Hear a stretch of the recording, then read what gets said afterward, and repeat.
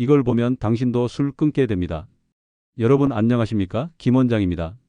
오늘은 정말 중요한 이야기 하나 드리겠습니다. 우리는 흔히 이렇게 말하죠. 한 잔쯤이야 괜찮겠지. 스트레스도 풀 겸 친구랑 한 잔하고 오겠습니다. 오늘만 마실게요. 하지만 말입니다. 이 한 잔이라는 말이 누군가에게는 인생을 송두리째 뒤바꿔 버린 비극의 시작이었다는 사실 알고 계셨습니까? 실제로 제가 상담을 해온 수많은 사람들, 그리고 기록으로 남아있는 수천 건의 사례를 보면요. 술로 인생이 망가진 사람들에겐 아주 뚜렷한 공통점이 있었습니다. 그리고 그 시작은 너무도 사소했습니다. 너무도 평범했습니다. 바로 당신 옆 사람처럼요. 처음에는 다 그렇게 시작했습니다. 김태수 씨, 54세. 경기도에 살던 평범한 회사원이었습니다. 주말이면 아내와 함께 시장을 돌고 아이랑 놀이터 가서 캐치볼도 하던 그야말로 소소한 행복을 아는 사람이었죠. 그런데 일이 많아지고 야근이 늘어나면서 그의 일상에 하나둘씩 변수가 생기기 시작했습니다. 처음엔 동료들과 회식 자리에서 맥주 한 잔, 그 다음은 야근 마치고 집 앞에서 혼술 한 병, 오늘도 고생했으니까라는 말로 자신을 토닥이며 편의점에서 소주 한 병, 두 병, 그의 말입니다. 누가 나한테 이게 중독이라고 말해줬더라면 내가 그 말을 믿었을까요? 아닙니다. 저도 제가 괜찮다고 믿었습니다. 결과요? 세 번째 음주운전으로 면허가 취소됐고 사내 인사이동에서 탈락했습니다. 우울증이 찾아왔고 술이 더 늘었습니다. 결국 아내가 아이를 데리고 떠났습니다. 그때 깨달았다고 합니다. 술이 자기를 위로해 주는 줄 알았는데 사실은 술이 자기를 조용히 천천히 죽이고 있었다는 걸 아무도 경고해 주지 않습니다. 여러분, 문제는 이겁니다. 주변 누구도 말려주지 않는다는 겁니다. 오히려 이렇게 부추기죠. 야, 오늘도 한 잔 가자. 혼자 마시면 무슨 재미냐, 친구가 옆에 있잖아. 내일은 안 마실 거잖아? 이게 무슨 말입니까? 담배 피우는 사람한테 오늘 하루만 필게라고 말하는 거랑 똑같지 않습니까? 중독은요. 오늘 하루만이라는 말로 시작해서 10년을 빼앗아 갑니다. 정확히 계산해 드릴까요? 매일 한 병씩 소주를 마신다고 치면 하루 4,000원, 30일 12만 원, 1년이면 144만 원, 10년이면 약 1,440만 원. 이건 최소치입니다. 여기에 안주, 2차, 해장까지 포함하면 1억 원은 그냥 사라집니다. 돈만 사라지면 다행입니다. 이쯤 되면 반드시 따라오는 게 있습니다. 건강과 인간관계의 붕괴입니다. 간보다 먼저 망가지는 건 가족입니다. 술은 간을 망가뜨리는 걸로 알고 계시죠? 맞습니다. 간경화, 간암, 지방간. 그런데 진짜 무서운 건요. 간보다 먼저 망가지는 게 가족 관계라는 사실입니다. 제가 만난 한 어머니의 이야기입니다. 딸이 결혼을 앞두고 아버지를 결혼식에 초대하지 않겠다고 선언했습니다. 이유요? 아빠는 술만 마시면 사람이 달라지니까요. 우리 결혼식 망치기 싫어요. 그 아버지는 결혼식 전날 밤 식탁에 앉아 울면서 이렇게 말했다고 합니다. 내가 그동안 뭘 잘못했는지도 모르겠다. 여러분, 그 한 잔이 가장 사랑하는 사람의 결혼식 초대장조차 빼앗을 수 있습니다. 그 정도로 술은 가족을 부수는 조용한 흉기입니다. 술 마시다 인생 망한 사람들의 진짜 공통점. 이제 제가 발견한 충격적인 공통점 5가지를 알려드리겠습니다. 실제로 수많은 사례를 추적하고 분석한 결과입니다. 나는 괜찮다고 스스로 진단한다. 주변은 이미 경고등을 보내고 있음에도 본인만 나는 중독 아니다라고 생각합니다. 가족이나 친구가 피하고 있다는 걸 느끼지 못한다. 잦은 갈등, 피곤함, 대화 단절. 이 모든 신호를 다들 바빠서 그렇겠지 정도로 넘깁니다. 술자리가 위로라고 착각한다. 혼자 마시면서도 이 시간만은 나를 위한 시간이라며 정당화합니다. 스트레스 해소 방식이 술뿐이다. 화나면 마시고 우울하면 마시고 기뻐도 마십니다. 결국 감정을 술로만 푸는 상태가 됩니다. 정작 인생의 중요한 순간을 다 놓친다. 자녀와의 추억, 가족 행사, 직장 기회, 건강검진. 술 때문에 다음에 하지 뭐 하다가 그 다음이 영영 오지 않는 경우가 많습니다. 다시 돌아온 사람들도 있었습니다. 분명히 말씀드립니다. 술에 빠졌다고 해서 끝은 아닙니다. 지옥에 떨어졌다가도 다시 올라온 사람들이 있습니다. 그 사람들은 어떻게 회복했을까요? 서울에서 인쇄소를 운영하던 자영업자였습니다. 코로나 시기에 거래처가 절반으로 줄면서 그는 밤마다 술을 마셨습니다. 처음엔 소주 한 병, 나중엔 두 병, 나중엔 새벽까지. 가게 문도 늦게 열고 약속도 어기고 손님한테 소리 지르기도 했습니다. 결국 부인이 집을 나갔습니다. 아이들도 연락을 끊었습니다. 그때 그는 술을 딱 멈췄습니다. 이제 진짜 혼자 남았구나 라는 공포심이 들었다고 합니다. 그는 매일 아침 6시에 일어나 공원 산책을 하고 노란 포스트잇에 오늘은 술 안 마시기라는 말을 써 붙였다고 합니다. 그리고 매일 밤 자신에게 물었습니다. 오늘 하루 나는 술이 아니라 내가 이겼는가? 그렇게 1년이 지나자 몸무게가 9kg 줄고 가게 수익이 다시 올라왔고 아내가 조심스럽게 집으로 돌아왔습니다. 그가 마지막으로 했던 말이 인상 깊습니다. 난 절대 술을 끊은 게 아닙니다. 술한테 내 인생을 다시 빼앗지 않기로 한 겁니다. 금주 성공자들의 3가지 원칙. 술을 끊은 사람들에겐 공통된 행동 패턴이 있었습니다. 단순한 의지로만 이긴 게 아닙니다. 정확한 시스템을 만들었기 때문에 가능했습니다. 지금부터 그 방법을 알려드리겠습니다. 술을 끊겠다가 아니라 XX를 하겠다로 바꿨습니다. 대부분의 실패자들은 이렇게 말합니다. 이번 주부터 술 끊을 거야.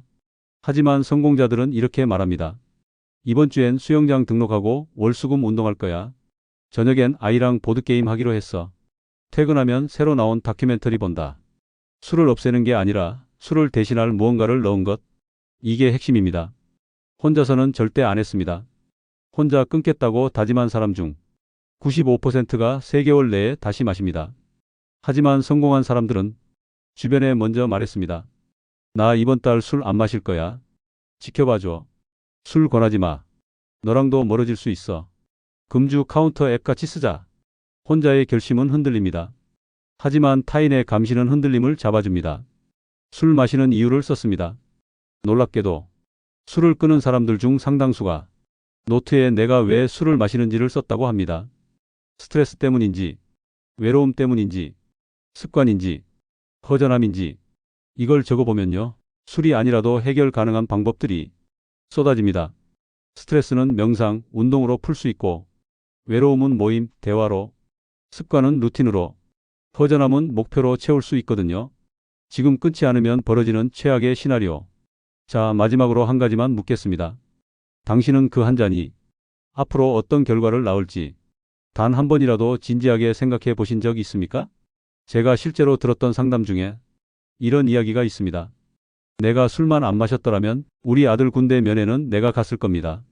내가 술만 안 마셨더라면 그날 딸 결혼식 축가를 내가 불렀을 겁니다. 내가 술만 안 마셨더라면 엄마 임종을 같이 지켰을 겁니다. 무섭지 않으십니까? 술은 지금의 즐거움으로 미래의 가장 소중한 장면들을 지워버립니다. 당신이 그걸 되돌릴 수 있을까요? 안 됩니다. 사진도, 영상도, 마음도 다시 돌아오지 않습니다. 당신도 지금 바꿀 수 있습니다. 끝으로 김 원장이 드리고 싶은 말씀은 이것입니다. 당신은 약한 사람이 아닙니다. 당신은 단지 방법을 몰랐던 겁니다. 오늘 영상에서 들은 이야기가 그 방법의 시작이 되길 바랍니다. 혹시 오늘 밤에도 혼자서 술잔을 들 예정이라면 그 손을 한번 멈춰 보십시오. 그리고 이 말을 기억하십시오. 그 한 잔이 인생을 망칠 수도 있고 그 한 번의 멈춤이 인생을 구할 수도 있습니다. 퇴근길이었습니다. 비가 부슬부슬 내리던 평일 저녁. 지하철에서 내린 한 남자는 골목 어귀에 불이 켜진 작은 포장마차 앞에 멈춰 섰습니다. 안쪽에선 이미 몇몇 사람들이 소주잔을 부딪히며 웃고 있었습니다. 그는 무심코 손을 주머니에 넣었습니다. 지갑이 만져졌고 그 안에 있던 5,000원짜리 한 장이 손끝에 닿았습니다. 오늘 하루 너무 힘들었다. 이 정도면 한 잔 마실 자격이 있는 거잖아. 머릿속에서 누군가 속삭였고 발걸음이 점점 포장마차 쪽으로 향했습니다. 그때 그는 핸드폰을 꺼내 갤러리에 저장해둔 사진 하나를 꺼내봅니다. 작년 여름 아내와 함께 바닷가에서 찍은 사진. 술을 끊고 3개월 만에 처음 가족과 웃으며 찍은 그 사진. 그는 깊게 숨을 들이쉬고 다시 핸드폰을 주머니에 넣었습니다. 그리고 조용히 발걸음을 돌려 집으로 향합니다. 오늘도 이겼다. 그의 입에서 조용히 나온 말이었습니다. 이게 바로 술과 싸워 이긴 사람들의 공통점입니다. 그들은 절대 참지 않았습니다. 그들은 그 순간마다 선택했습니다. 자신을 망가뜨릴 수 있는 유혹이 앞에 있을 때 더 소중한 것을 떠올렸습니다. 아이의 눈동자, 아내의 웃음, 내 몸 하나 똑바로 가누지 못해 무너졌던 그날의 부끄러움. 그 장면들을 마음에 새긴 사람들은 술을 마시기보다 자신을 지키는 쪽을 선택했습니다. 이쯤에서 많은 분들이 묻습니다. 선생님, 그럼 저는 대체 뭘 해야 술을 완전히 끊을 수 있을까요? 도대체 어디서부터 어떻게 시작해야 할지 모르겠습니다. 제가 상담하면서 늘 하는 말이 있습니다. 술을 끊는 건 자기 통제가 아닙니다. 환경 통제입니다. 술을 부르는 장소를 피하십시오. 술을 권하는 사람을 멀리 하십시오. 술 생각이 날 때 할 수 있는 대체 루틴을 만들어 두십시오. 단 3일만 해보십시오. 그리고 그 3일을 넘어 7일, 2주, 한 달만 가면 당신은 이미 전보다 강해진 사람입니다. 혼자 마시던 술을 끊고 혼자 걷는 산책을 시작한 사람, 술자리를 거절하고 처음으로 가족들과 보드게임을 했던 사람, 혼술을 하던 금요일 밤을 이제는 독서 모임으로 바꾼 사람도 있었습니다. 그들이 모두 처음부터 강했던 건 아닙니다. 그들도 수없이 무너졌고 다시 일어나기를 반복했습니다. 하지만 중요한 건 그들이 멈추지 않았다는 사실입니다. 그리고 마침내 이런 말을 하게 됩니다. 이제는 술 없이도 괜찮습니다. 오히려 지금이 더 나답습니다. 술 마시던 그 시간보다 지금이 100배는 가치 있습니다. 어떤 사람은 금주 후 매일 새벽 러닝을 시작했습니다. 체중이 줄고 호흡이 좋아졌으며 피부가 맑아지고 활력이 생겼습니다.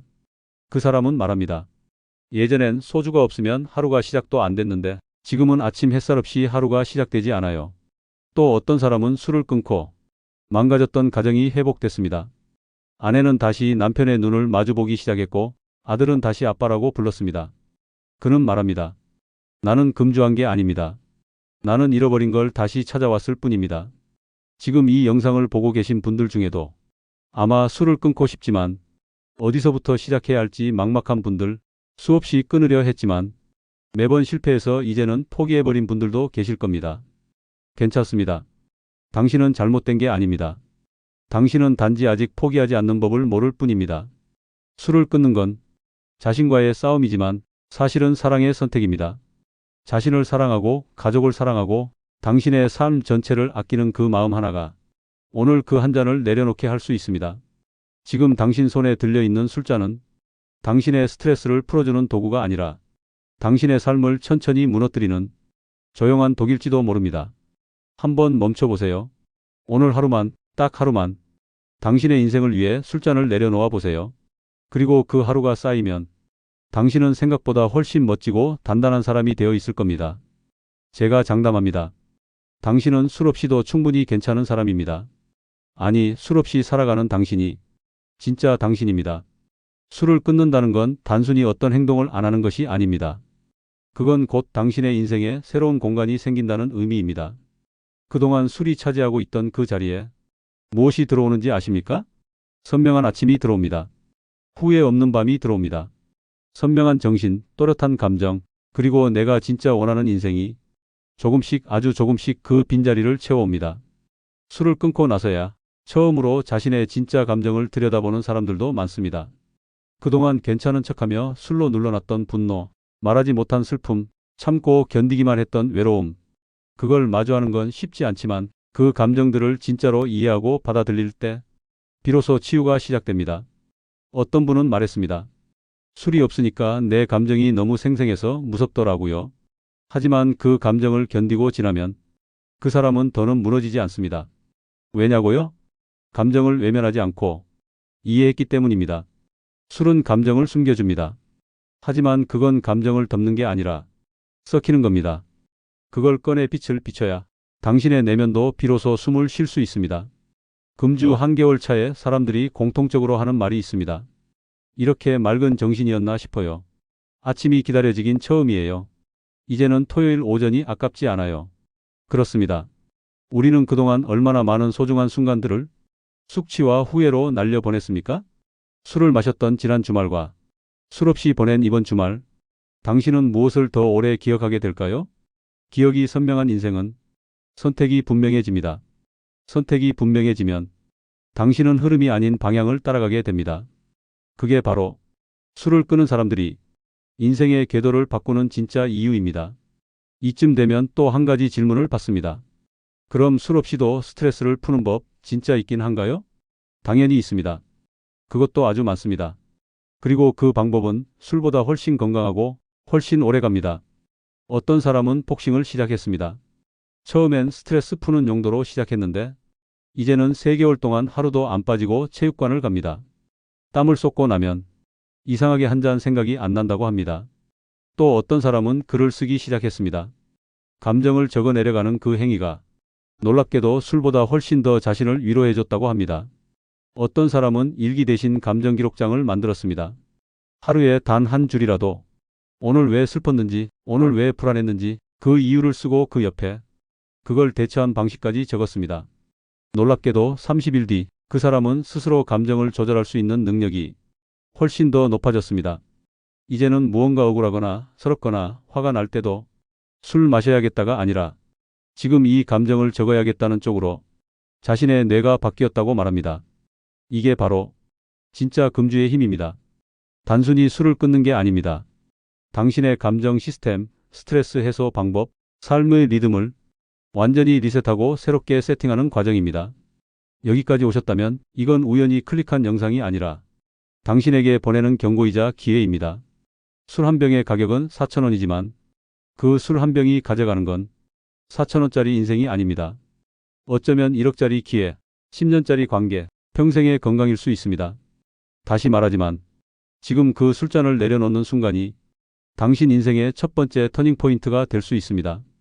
그리고 저는 그 선택을 할 수 있는 당신이 정말 자랑스럽습니다. 즉, 술이 어떻게 우리의 뇌를 조종하고 우리는 어떻게 그 조종에서 벗어날 수 있는지를 김 원장이 쉽고 현실감 있게 설명드리겠습니다. 이해하면 이깁니다. 술을 끊기가 힘든 진짜 이유는 의지력이 약해서가 아닙니다. 당신의 뇌가 이미 바뀌었기 때문입니다. 술을 마시면 우리 뇌에서는 도파민이라는 물질이 폭발적으로 분비됩니다. 이 도파민은 쾌락의 신호입니다. 지금 기분 좋아, 이것 또 해봐. 그렇게 뇌가 명령을 내립니다. 문제는 이 도파민이 처음엔 한 잔만으로도 충분히 나왔지만 점점 뇌가 둔감해진다는 점입니다. 이젠 2잔, 3잔, 1병, 2병을 마셔야 그 기분을 다시 느낄 수 있게 되는 겁니다. 이걸 내성이라고 하죠. 쉽게 말하면 뇌가 술에 길들여진 겁니다. 스스로 술을 요구하는 뇌로 바뀐 겁니다. 그래서 당신이 이제 술 좀 줄여야겠다고 생각해도 뇌는 이렇게 말합니다. 왜 줄여? 난 이게 편한데? 내가 망가지든 말든 난 지금이 좋아. 무섭죠? 당신 안에 또 다른 당신이 당신을 무너뜨리고 있는 겁니다. 하지만 방법이 없는 건 아닙니다. 실제로 수많은 금주 성공자들은 이 도파민 회로를 다시 훈련시켰습니다. 내가 술을 요구할 때 다른 쾌감으로 대체하는 훈련. 그걸 꾸준히 하면 우리의 도파민 시스템은 서서히 술이 아닌 것으로 만족하게 됩니다. 이건 절대 거창한 게 아닙니다. 음악을 듣는 것, 뜨거운 물로 샤워하는 것, 운동 후 땀 흘리는 것, 좋아하는 책을 한 페이지 넘기는 것, 누군가에게 칭찬받는 것, 목표를 이루고 스스로 칭찬하는 것. 이 모든 행위가 도파민을 분비시킵니다. 처음에는 어색하고 별 효과 없다고 느낄 수도 있지만 뇌는 아주 정직합니다. 쾌감이 있는 쪽으로 배선을 바꿔나갑니다. 그리고 일정 시점이 지나면 진짜로 술 생각이 줄어듭니다. 억지로 참지 않아도 술을 찾지 않게 되는 겁니다. 이 단계에 도달하면 당신은 더 이상 술과 싸우는 사람이 아닙니다. 술이 당신을 이기지 못하는 사람이 됩니다. 자, 이제 현실적인 이야기로 내려오겠습니다. 지금 이 글을 보고 계신 당신이 오늘 밤 당장 실천할 수 있는 3가지 루틴을 알려드리겠습니다. 이건 김 원장이 실제로 수많은 상담자들에게 적용해서 가장 효과가 좋았던 루틴입니다. 첫째, 퇴근 후 30분만 생산적인 루틴을 넣으세요. 술은 대부분 퇴근 후 공허한 시간에 침투합니다. 이때 유튜브만 보거나 쇼츠만 보면 그 공허함이 더 커져서 결국 술로 갑니다. 딱 30분만 산책, 독서, 운동, 간단한 정리 중 하나를 하세요. 당신 뇌는 이게 생각보다 괜찮은데? 하면서 바뀌기 시작합니다. 둘째, 술 생각이 날 땐 쓰세요. 왜 지금 내가 술이 당기지? 무슨 일이 있었지? 지금 감정은 뭐지? 이걸 감정 노트에 쓰면 놀라울 정도로 욕구가 줄어듭니다. 감정이 분해되면 충동은 사라집니다. 이건 과학입니다. 셋째, 자기 전에 나 자신에게 보상하세요. 금주 하루를 성공했으면 그건 절대 작은 일이 아닙니다. 나 오늘도 해냈어. 내가 나를 지켰어. 이 말 한마디가 당신의 뇌를 강화시킵니다. 반대로 말하면 자책은 절대 하지 마세요. 혹시 실수로 마셨더라도 다시 원점 이하가 아니라 다시 시작하면 되라고 말하세요. 금주는 100점을 맞는 시험이 아닙니다. 누적이 답입니다. 하루하루 그게 쌓이면 당신은 이전과 완전히 다른 사람이 됩니다.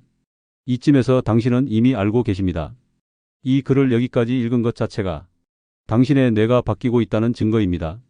왜냐고요? 예전 같았으면 그냥 넘겼을 텐데 지금은 마음 한편에서 이 말을 붙잡고 있기 때문입니다. 이제 나도 그만해야 하지 않을까? 나도 바뀔 수 있지 않을까? 내 인생 다시 시작할 수 있지 않을까? 정답은 분명합니다. 당연히 가능합니다. 당신은 할 수 있습니다. 왜냐하면 이미 바꾸고 싶다는 마음이 당신 안에 심어졌기 때문입니다. 그 씨앗은 절대 그냥 사라지지 않습니다. 오늘 하루 당신이 술을 참는다면 그 씨앗은 자랍니다.